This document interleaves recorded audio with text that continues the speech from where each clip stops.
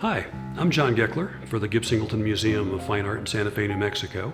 And today I want to talk about one of Gib's pieces called The Origin.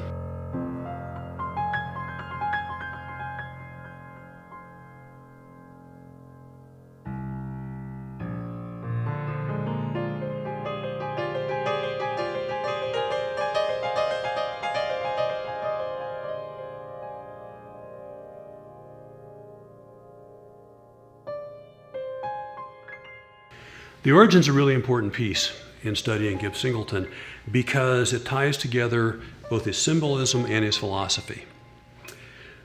On the most basic level, and I have to say that every piece of Gib's had multiple levels.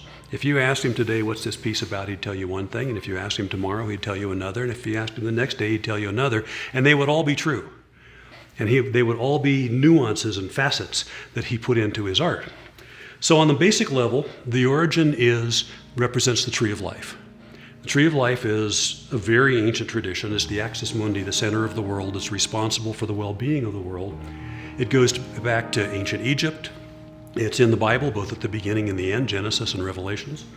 It is present in the cultural traditions of many of the Middle Eastern empires, of the Celts, of the Norse, and so on. It's very embedded in the mythology, really, of all of us. The thing about the Origin, it's born in the past. Its roots tie us to the ancestors and to our own history. And at the same time, it represents the future through the seeds and the branches and the blossoms.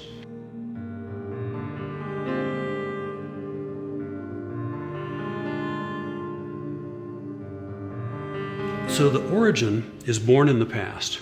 It bears the sins of the fathers. It's extant in the present, which means it carries all the uncertainty of the present. And it carries both the possibility and the responsibility of the future. The way that Gib built this is what's known in the sculpting world as loosely strapped.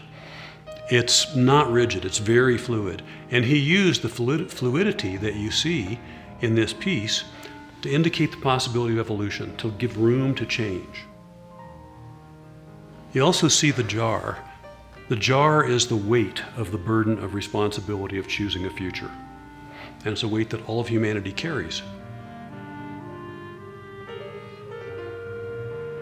I will also add that, like all of Gib's pieces, you really want to spend time with it and you really want to look at it closely because he put so much in, the texture, the lines. You can almost see the wearing of the burden on the figure.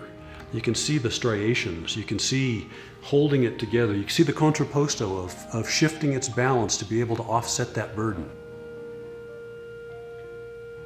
So this piece is changing all the time.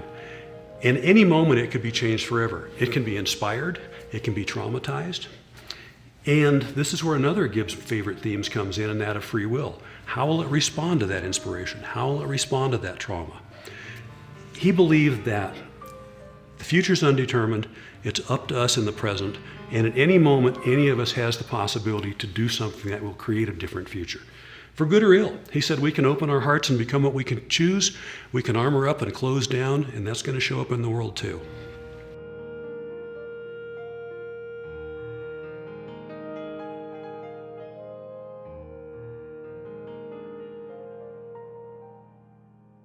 So this is all part of Gib's exploration of how our thinking affects our reality, how believing is seeing rather than the other way around, and how we're creating our future at every moment, through omission or commission. Doesn't matter. It's a conscious act even if we don't realize it. It's a choice. And this is a really big thing for him. He believed that at any moment, any one of us can do something to imagine and call forth a better future. And as we look around the world today, even though this piece was created 40-some years ago, it's such a timely message. We can create the future. We don't have to live in this fear. And Gib would be the first one to tell you that. I'm John Geckler for the Gib Singleton Museum. Thanks for tuning in.